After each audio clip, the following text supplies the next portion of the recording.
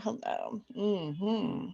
So I was invited to share some insight on allowing our visual, sort of the pieces of content that get built inside us that get aching to be released, like books and podcasts and uh, videos, all the stuff that we're sort of like shown we could help others with, or ways that we could influence the world. And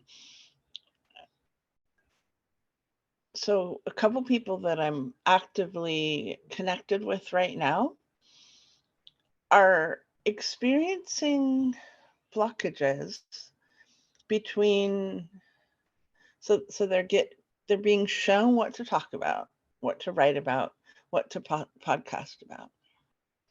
No trouble with actually doing the writing. No trouble with hitting record on the podcast. Like that's like ease, right?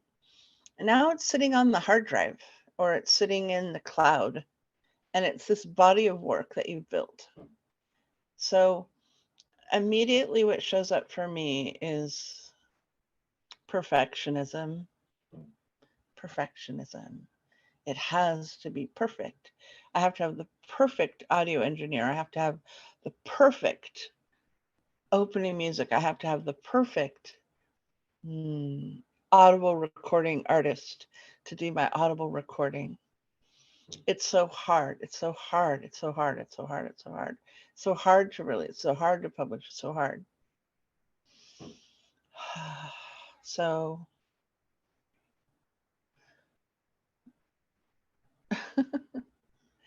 one of the reasons people hire me is because I'm a third generation publisher, and both my parents published authors and they owned a newspaper. My grandfather was a printer, ran a publishing company in upstate New York.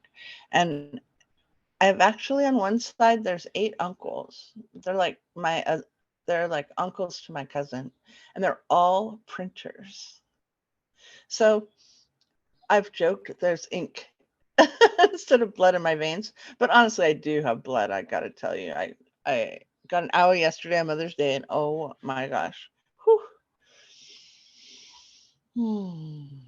So I'd like you just to sit with the fact of like the two different reality scenarios, two different paths. One, your works get published, and two, your works stay on your hard drive. We want we don't want to come from a place of it's only good if it's published, right? We don't want to come from a place of it's only good if my podcast has been downloaded 872 million times, right? So I'm very blessed because literally the shows that I built, we're into way past 1 million downloads on all the shows I built. So, but what if only 7 people downloaded your podcast? Like, would that be okay?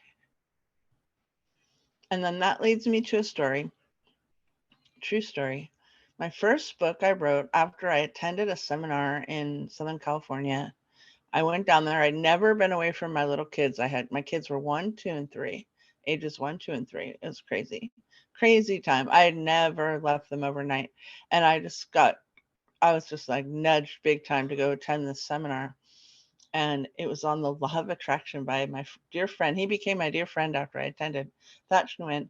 And I got so inspired at that event, I wrote a book. I literally left the event and the book came streaming in. And it was like all the chapters were named. I was camping a little bit after that, and I had a big notebook, and all the chapters just came flooding in, right? And so that summer, I wrote my first book. And it came in super guided, like super, super intentional, very beautiful. And of course, I went through gobs of drama of who am I to write a book. Even though I'd been a paid writer for decades, I was still, who am I to write a book? So it's called Prospect When You Are Happy. Now, if you fast forward about 3 years. I'm at a dinner with family, and a distant relative, she comes up to me. She's sort of a distant relative by marriage. She's not related by blood. And she says to me, after she read that book, she got inspired and lit up. She wrote 9 vampire novels that are all now beautiful and best-selling, right? So that was one person who read that one book, and then that begat 9 books, right? So you don't want to sit there and worry about it. Like, you want to just release any attachment to what happens when it gets done, like what happens when it does get out there. And then finally just fast forward to 2 other of my clients, past clients, who have books out right now that have been best selling for over 6 months, and their books are doing phenomenally. One is about cats. Like, I'm not kidding. The other one's about healing. And it's just, to me, it's that thing where we need publish. It's like, it's different when you just trust that what comes in is going to happen and it's going to come out. And then you just trust and you allow it to find its way. And then you find the right people to partner with. And it might be a big publishing house, or it might be a tiny publishing house. Like mine's a tiny publishing house. Happy Publishing is a tiny publishing house. So maybe it's a tiny obscure elite publishing house, or maybe it's a big Simon and Schuster publishing house, or maybe your podcast is just aired privately, like you just share it with your clients. You're like, here, I put this podcast up, here's the special premium link. You can only listen to this if you're, in my little circle of friends. And what if that was just the way that podcast was supposed to come out, right? So this whole thing of where we get all judgy and stuck on how things get out to the world is, it's an energy. Well, what it's showing me is it's laden with fear. It's laden with past memories that could be other lifetimes of having heads cut off for speaking our truth. It's weighed down by junk that really doesn't belong to us, right? Just doesn't belong to you. And we borrow these things from others so that we can like be safe and not change and not have things change and not live our dream life. Right? I honestly am not clear how I landed in my dream life. I did somehow. It's like I traveled up in a flying saucer and came back down, and now I live somewhere beautiful, and I'm in harmony with my fam, and I'm in harmony with my career, and it's super interesting.